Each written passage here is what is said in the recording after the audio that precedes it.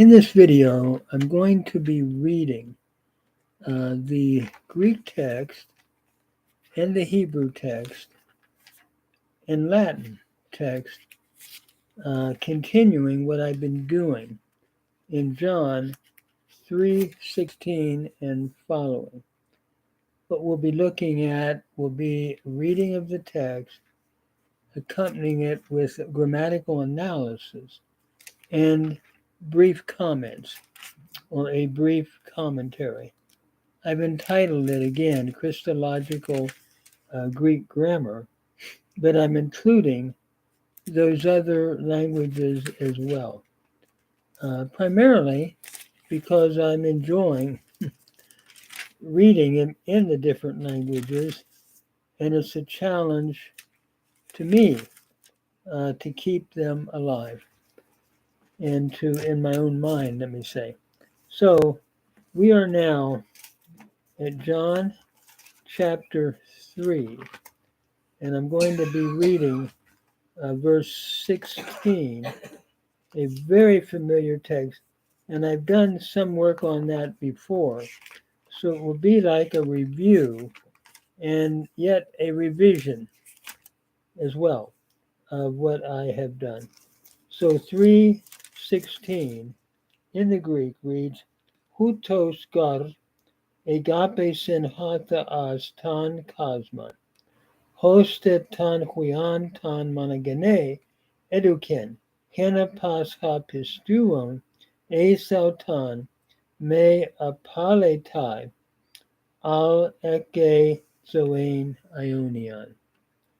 For thus God so loved the world, so that he gave his only begotten Son, in order that everyone who believes into him might not perish, but have eternal life.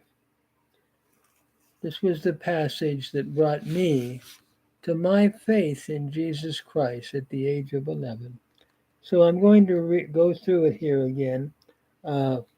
Everyone, for God so loved the world. Notice agape sin is from agapao, the aorist indicative active third person singular, from agapao. For God so loved the world, so that, here we have a result clause, so that his only begotten Son, eduken, he gave, from didomi, aorist indicative active third person singular. In order that, here we have a purpose or result clause with hina, in order that pascha, everyone who is believing, pistuon is your present participle nominative masculine singular from pistuo, everyone who is believing into him might not perish, but have everlasting life. Apaletai is your aorist middle subjunctive, might not perish, from apalumi, third person singular, but have, eke is your present subjunctive active third person singular, have zoen ionian, eternal life. The Hebrew reads, Ki chacha ahav ha'elohim et ha'olam ad asher natan et beno et yechido lema'an lo yovad kol hama'amin bo ki im yechye haye olamim. That is, for thus God loved the world. Notice ahav here is a cow perfect third masculine singular from ahav. For thus God loved the world, so that he gave ad asher natan et beno et yechido, so that he gave his only begotten Son, his unique Son. Notice here natan is the cow perfect third masculine singular from natan. In order that, here we have a purpose clause, lema'an, lo yovad, that all who are believing in him or everyone who believes in him shall not perish. Yovad is the pay olive verb, a cow imperfect third masculine singular from avad, that all who believe in him. Kol hama amin is from aman. It's a hifil participle masculine singular from aman. Notice the mim and the ai vowel pattern, the pathak under the mim, followed by the hirik yod between the second mem and the noon, showing that we're looking at a hifil participial form, that everyone who believes in him might not perish, but ki'im, sharp contrast, but yehyeh shall live chaye olamim, shall live with life eternal. Yehyeh again is a cow imperfect third masculine singular from chaya, to live. Looking at the Latin again, notice it reads, Sic enum delexit Deus mundum, for God loved the world. The perfect indicative active in delexit, in order that his own ut filium suum unigenitum daudet, in order that he gave his only begotten Son, ut omnis, that all qui credit, who believe in him. Credit is your present indicative active third person singular from credere. All who believe in him might not perish, a subjunctive non pereat, sed habeat, but have vitam aeternam, shall have life eternal. And so we want to move on. I think we've done that in the past. So I'm moving on now to verse 17. It reads, Ugar,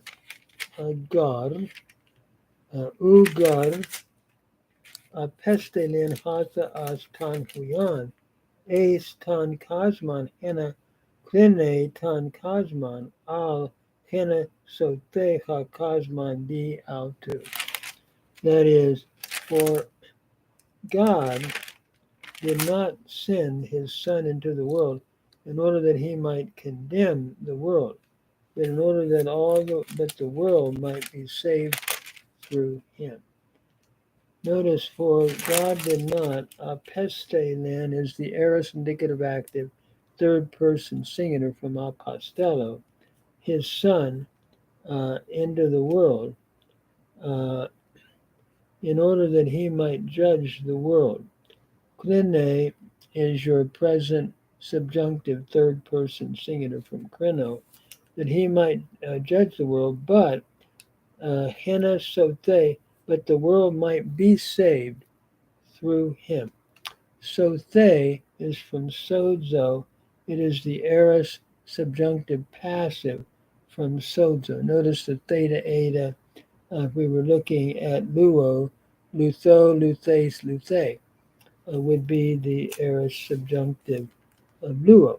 So this is your aorist subjunctive passive from sozo. So then looking at the Hebrew of verse 17, Ki ha-Elohim lo shalach et beno el ha'olam ladin et ha'olam ki im lema'an yevasha bo ha'olam. For God did not send his Son into the olam, the world, to judge the world, but in order that the world might be saved by him or in him. Notice here the Hebrew, ki ha-Elohim lo shalach. Shalach is your cow perfect third masculine singular from shalach. He did not send his Son into the world to judge. Ladin is a cow infinitive construct from din, middle weak verb, to judge the world, but kiim lama'an, but in order that yivasha, the world might be saved through him. Yivasha is from Yasha. It's a nifal imperfect third masculine singular from Yasha. Historically, it is a pay vav verb, and we see that vav reappearing in this nifal imperfect form here. Then we come to the Latin of verse 17, which reads, Non enim missit Deus filium, God did not send his Son in mundum, in the world, into the world, ut judicet, that he might judge the world, sed ut sevetur mundus per ipsum, but that all the world might be saved through him, is the way the Latin reads. Let me move on to verse 18, sort of trying to move on a little bit here because I've done 16 before, but 17 and 18 are new. Ha pistuon e saltan u klinitai, ha de me pistuon e de kekritai, ha de me pipistuken es ta anima tu monogenus quiu tu seu. That is, the one who believes into him is not being judged, but the one who is not believing already has been judged because he has not believed in the name of the only begotten Son of God, or the uniquely begotten Son of God. Ha pistuon, here we have another present participle nominative masculine singular from pistuo. The one who believes into him is not being judged. From krino, it's the present indicative passive third person singular. From krino, is not being judged. You think of luo, luamai, lue, luatai, is not being judged here then, etai.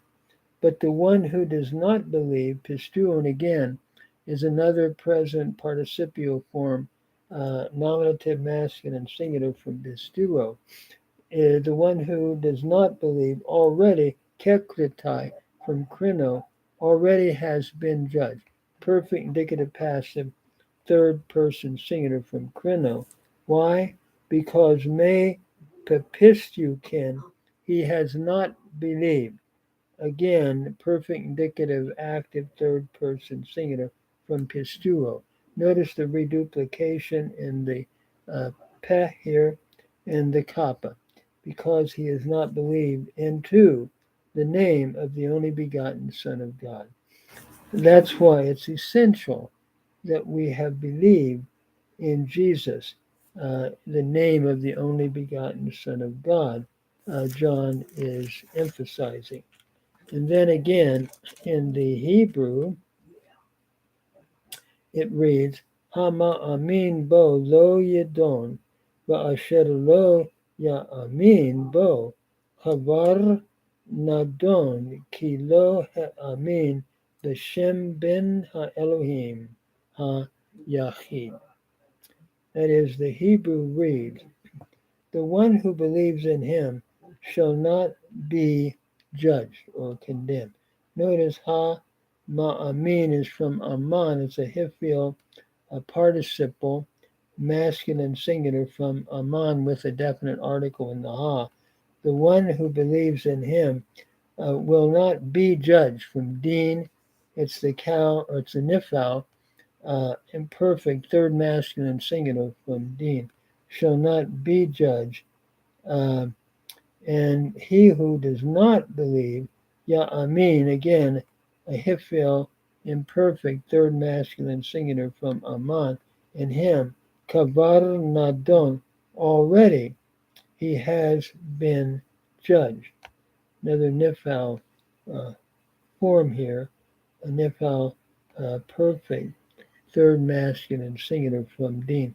He has been judged because lo ha'amin, he has not believed. Lo ha'amin from aman is a Hifil perfect third masculine singular from Aman, because he has not believed B'Shem bin Ha-Elohim Ha-Yahid, in the name of the Son of God, the unique Son of God, or the uniquely begotten Son of God. And then I'm reading verse 18 in the Latin. Qui credit in eum, the one who believes in him, non yedakatur, is not being judged. So the one who believes in him, present indicative active third person singular, from quidere, the one who believes in him is not being judged. For he who does not believe, yam yedakatus est, already has been judged, already is judged. Quia non credidit in nomen unigeniti filii Dei, because he has not believed in the name of the only begotten Son of God. So this is a very sobering passage, really. In other words, but it's an encouraging passage as well. That is, the one who believes in him is not being judged in with any kind with eternal judgment, but the one who does not believe has already been judged.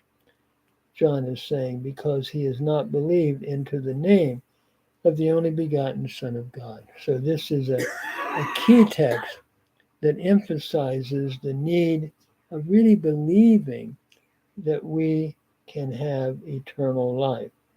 And by disbelieving, we miss that.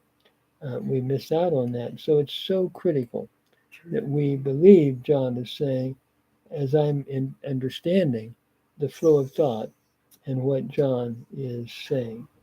And God did not come into the world to condemn the world, but that he might save the world. But it's essential that we believe in order to enter in to that eternal life that is so freely given.